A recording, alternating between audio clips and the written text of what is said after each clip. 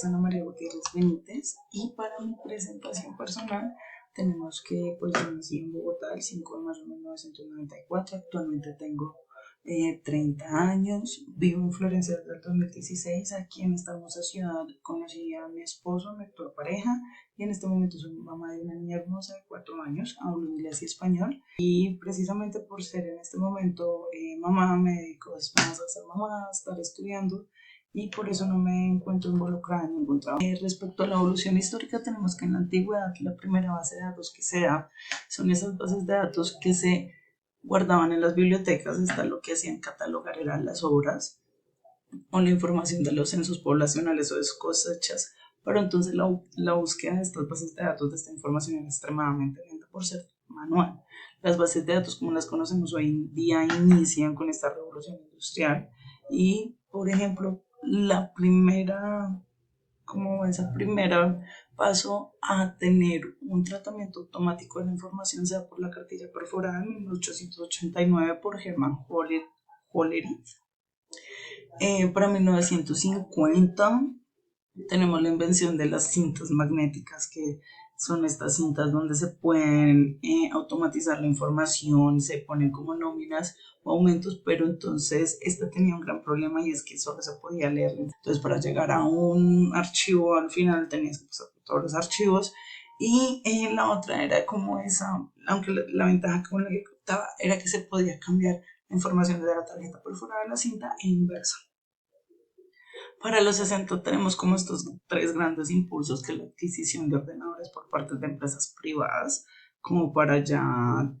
tener junto con ellas los discos que permitan consultar la información sin importar esa ubicación y no tenía que ser de manera secuencial. Por otro lado tenemos la creación del sistema de datos conocidos como modelo de red por Charles Backman.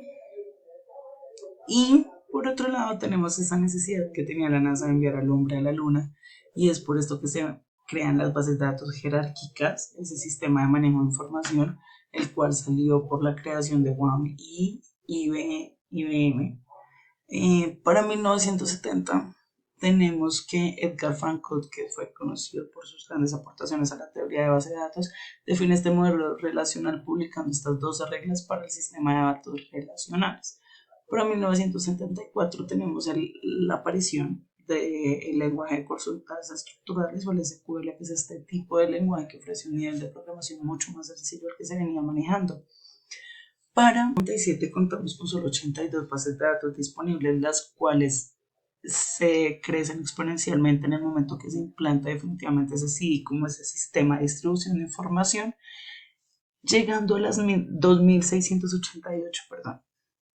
Para 1980 y 90 tenemos como esa investigación de la base de datos giró fue en torno a las bases de datos orientadas a objetos y es así como se desarrollan, por ejemplo, lo que es Excel y Access del paquete de Microsoft, que marcan como es el inicio de estas bases de datos. Es así como se crea esta tercera generación de ese sistema de gestores de bases de datos con el lenguaje para estas mismas. Y es así como este lenguaje SQL se convierte como en el lenguaje estándar para programación, más o menos sobre 1987. Para el siglo XX nace el WWW, ese World Wide Web, que afectó a las bases de datos actuales, ya que poseían demasiada información y la conseguías en mucho menos tiempo. Y gracias a este sistema es que damos el manejo de la información y de bases de datos en la nube, el acceso a esa información desde cualquier parte del mundo, simplemente con tener acceso a Internet. En la actualidad tenemos que hay tres grandes compañías, como lo es Oracle, IBM y Microsoft, y pues por la parte del Internet tenemos al pionero, que es Google. Respecto a los conceptos seleccionados, tenemos estas cintas magnéticas, que fue una de esas como prioridad, como esos hitos de la historia para el avance. Este era un tipo de medio de soporte de datos que grababa sobre una pista de banda plástica, con un material magnetizado. Y el tipo de información que podíamos guardar en estas cintas magnéticas era diverso porque funcionaba para video, audio o datos. Por otro lado, tenemos el significado de una base de datos, que es un conjunto de información relacionada que se encuentra agrupado, estructurada, coleccionada, datos almacenados en un soporte físico, como lo son las cintas, la tarjeta, en la actualidad la USB, que tiene acceso directo y estos datos deben relacionarse y estar estructurados de tal forma que sean capaces de recoger el contenido esencial de estos mismos datos almacenados. Tenemos que las bases de datos tienen diferentes tipos, como la secuencial, la de red o la jerárquica. La jerárquica, por ejemplo, en este caso, que es de organización de modo ascendente a descendente, donde el concepto más alto constituye como esa base de datos y el nivel más bajo pues es el carácter. Tenemos este sistema de bases de datos de red, que es ese sistema jerárquico como un poco mejorado al ser un poquito más flexible, al representar como esos objetos y las relaciones con los que cuentan estos y formando nodos padres y nodos hijos que pueden estar relacionados. Y estos sabes pues pueden tener más enlaces a distintos nodos padres, que es esa flexibilidad de la que se estaba hablando al principio. Y está esa base de datos secuenciales, donde son aquellos que se registran uno al terminar el otro. Eso quiere decir que para acceder a un registro determinado necesitas pasar por todos los registros anteriores, como lo que pasaba en las cintas magnéticas.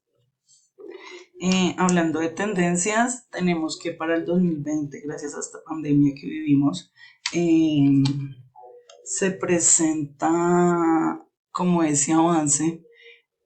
en manejar una base de datos totalmente digitalizada, que sea en la nube, que sea para tener acceso desde cualquier parte del mundo, donde diferentes personas puedan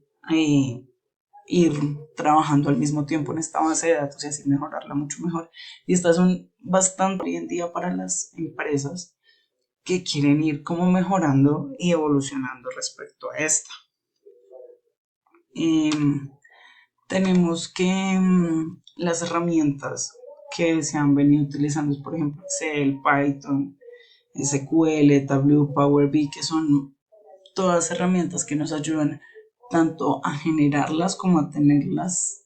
disponibles en información de diferentes maneras y en una manera de que muchos de estos datos se pueden subir a una nube y podemos tener acceso a ellos desde cualquier parte del mundo. En la actualidad vemos estas bases de datos en todos lados. El registro en las aerolíneas, los estados de cuenta, los estados que manejan las escuelas y las escuelas y universidades. La verdad, la base de datos está implícita en absolutamente todo lo que hacemos día a día en nuestras vidas. Y pues las conclusiones es que las bases de datos es algo que actualmente en el siglo XX se utiliza, pues todo lo que hacemos es en el día a día, como ya le habíamos dicho, como ya lo había dicho, perdón, marcan esa tendencia clara de su vida en aspectos como son la nube, que es primordial para estas empresas poder tener ese acceso a la información desde cualquier parte del mundo y que diferentes personas puedan acceder a esta información y puedan manipularla y editarla. Y otro gran punto en la actualidad es la ciberseguridad empresarial, gracias a que todas estas bases de datos se están trasladando a la nube. Las empresas necesitan obviamente mejorar cada día más su ciberseguridad para que pues ninguna otra empresa pues pueda acceder a estos datos ni violar esta información sin su debida autorización. Y ahora sí, eso sí ya sería todo. Muchas gracias.